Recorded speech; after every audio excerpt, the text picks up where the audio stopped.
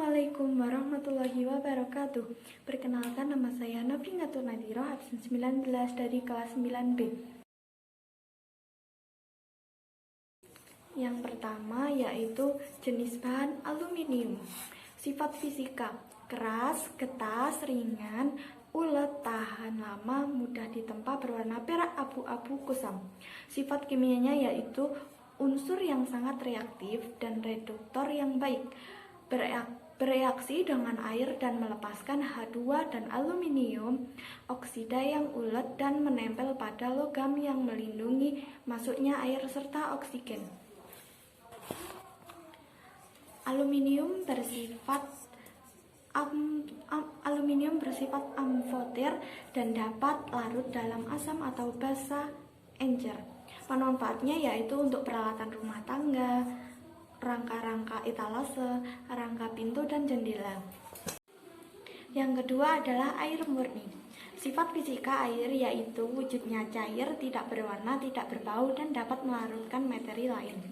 Sifat kimia air yaitu satu molekul air terdiri atas dua atom hidrogen yang berkaitan kovalen dengan oksigen. Air memiliki efek netral terhadap lakmus seperti saat ia terionisasi. Air tidak akan terurai menjadi unsur pembentuknya hidrogen, oksigen di bawah kondisi normal. Manfaatan air yaitu digunakan untuk kebutuhan rumah tangga, mencuci, memasak, dan diminum. Yang ketiga adalah kertas. Sifat fisika kertas yaitu wujudnya padat, mudah sobek, tidak larut dalam air, dan tidak mengantarkan listrik. Sifat kimia kertas yaitu mudah terbakar. Pemanfaatnya yaitu untuk media menulis, kertas pembersih tisu. Yang keempat adalah tembaga. Sifat fisika tembaga yaitu wujudnya padat, keras termasuk logam, dapat mengantarkan listrik, dan tidak larut dalam air. Sifat kimia logam yaitu unsur yang relatif tidak reaktif sehingga tahan terhadap korosi. Tembaga tidak diserang oleh air atau uap air dan asam-asam monoksidator encer seperti HCl encer dan H2SO4 encer. Pemanfaatan tembaga yaitu untuk peralatan rumah tangga dan aplikasi termal dan untuk kabel. Yang kelima adalah plastik. Sifat fisika plastik yaitu tipis, tahan air. Sifat kimia plastik yaitu mudah terbakar. Manfaatnya untuk pengemas makanan, membawa barang. Yang keenam adalah garam dapur. Sifat fisika garam dapur yaitu wujudnya padat, rapuh, berwarna putih, rasanya asin, dan mudah larut dalam air. Sifat kimia garam yaitu bisa didapat dari reaktif NaOH dan HCl sehingga pH-nya netral. Pemanfaatan garam yaitu untuk bumbu dapur. Yang ketujuh adalah karet. Sifat fisika karet yaitu padat dan elastis. Sifat kimia karet yaitu dapat berubah warna. Pemanfaatan karet dapat digunakan untuk mengikat sesuatu dan bahan dasar ban. Yang ke-8 yaitu kayu. Sifat fisika kayu yaitu padat, keras, berwarna gelap, kecoklatan. Sifat kimia kayu yaitu saat dibakar maka kayu akan berubah menjadi abu dan mudah melapuk di tempat yang lembab. Pemanfaatan kayu dapat digunakan untuk keperluan mebel, perabotan rumah tangga, bahan bangunan, dan hiasan.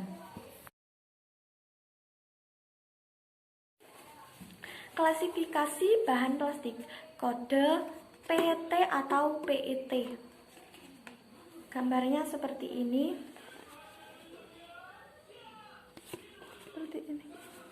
Nama kodenya adalah polyethylene terephthalate.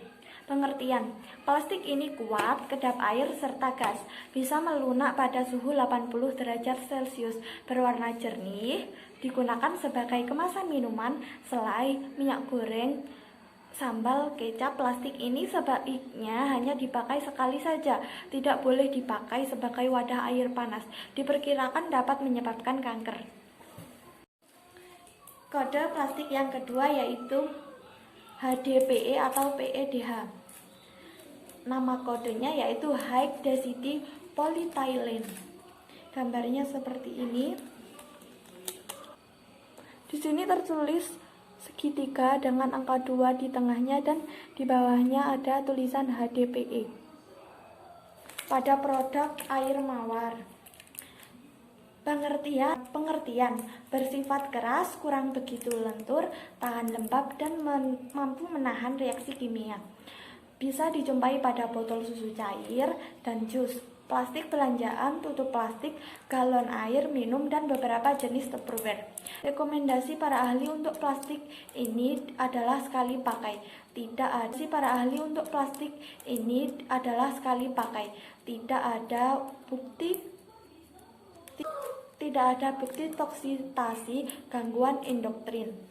Kode plastik yang ketiga adalah PVC. Nama kodenya adalah polyvinyl chloride.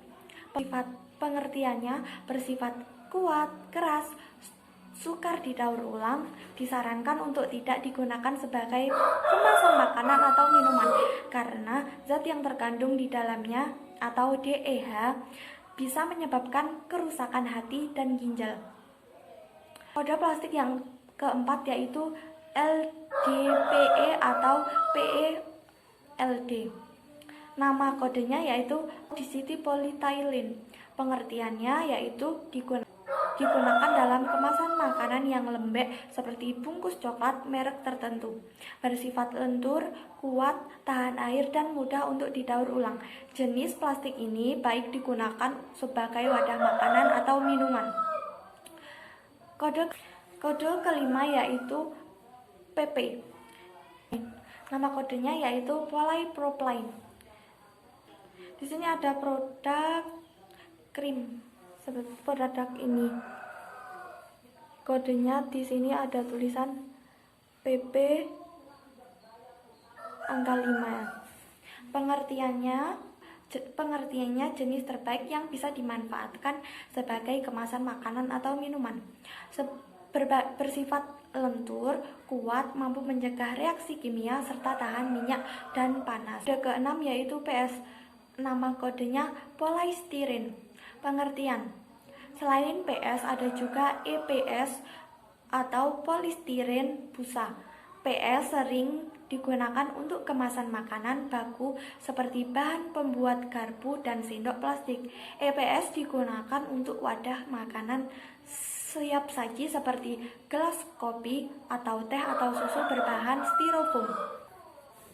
Kode plastik yang terakhir yaitu OTHER atau O. Nama kodenya yaitu styrene acrylonitrile atau SAN, acrylonitrile butadiene styrene atau ABS, polikarbonat atau PC, dan nilon. Pengertiannya yaitu ABS dan SAN baik digunakan sebagai kemasan makanan dan minuman atau kuat dalam mencegah reaksi kimia yang bisa membahayakan kesehatan. PC sangat berbahaya, mengandung bisphenol yang dapat merusak sistem kromosom dan hormon, menurunkan kualitas sperma, dan mempengaruhi sistem kekebalan diri.